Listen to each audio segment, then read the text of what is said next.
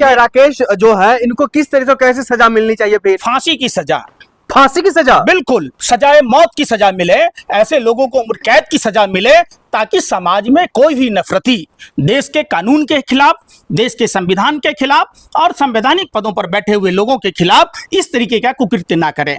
देश के प्रधानमंत्री को चाहिए कि इस निंदा के खिलाफ, गृह मंत्री को चाहिए, उत्तर प्रदेश के मुख्यमंत्री को चाहिए, आप समझिए कि उस पर आप देखिए किस तरीके से हरिओम वाल्मीकि की हत्या की जाती है। उनकी पत्नी का रो रो के बुरा हाल है।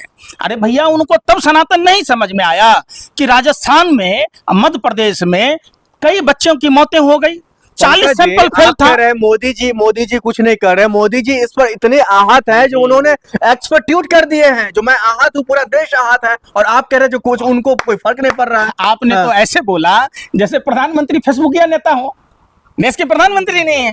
ट्विटर पर ट्वीट कर दिया, ट्विटर पर ट्वीट कर देने से क्या नफरत खत्म हो जाएगी देश से? आपने कैसा देश बना दिया आपने? ये सब के सब प्रधानमंत्री और गृह मंत्री का देन है कि आज देश में नफरती, जुल्मी, क्रूरता बढ़ गई है।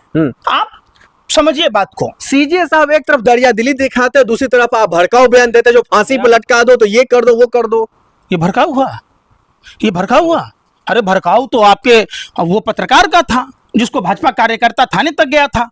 ये भड़काऊ आपको नजर नहीं आया? शरद त्रिपाठी ने राहुल जी, अखिलेश जी के घर में आग लगाने की बात की, ये भड़काऊ नजर नहीं आया? किस तरीके से अर्जुन सिंह, भारतीय जनता पार्टी का नेता, युवाओं से बंगाल में नेपाल और श्रीलंका जैसी कहने की बात कह रहा था, ये आपको भड़काऊ नहीं आया? नीलेश राणे की बात आपको भड़काऊ नजर नहीं आती? आपको गिरिराज सिंह का बात भड़काऊ नजर नहीं आता? आपको अनुराग ठाकुर की बातें भड़काऊ नजर नहीं आता? अरे आप क्या हो भाई, क्या खाते हो? पंकज जी, इतनी बेशर्मी कहां से लाते हो भैया पत्रकार भाई, बताओ ये बात।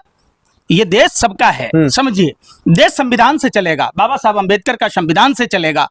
अधिकारी, ऑफिसर्स कोई भी हैं, किसी पार्टी के नहीं होते, वो देश के होते हैं। और उनका सिर्फ कसूर ये था कि उन्होंने मॉरिशस में बुलडोजर पर बोला। सही बात है, बुलडोजर कौन होता है भाई? आप कौन होते हैं किसी के घर पर बुलडोजर चलाने वाले? देश का संविधान है, थाना है, पुलिस है, कोर्ट है, कचहरी है।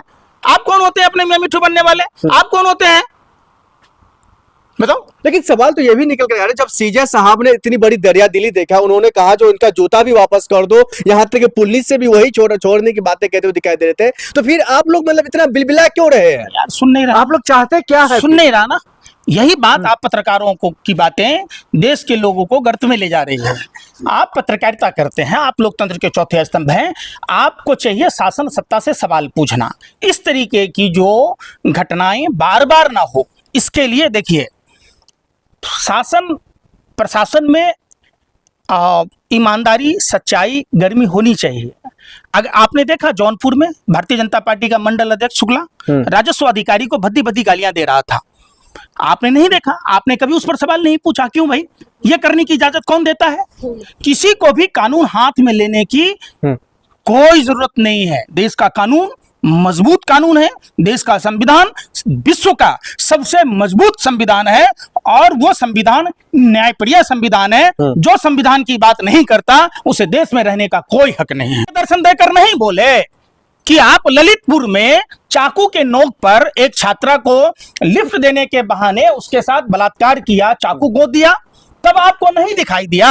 महर्षि देवराहा बाबा अस्पताल में एक आदमी की लाश पानी के टंकी में मिला, तब क्या आपको धर्म नहीं नजर आया? तब आपको क्या भगवान दर्शन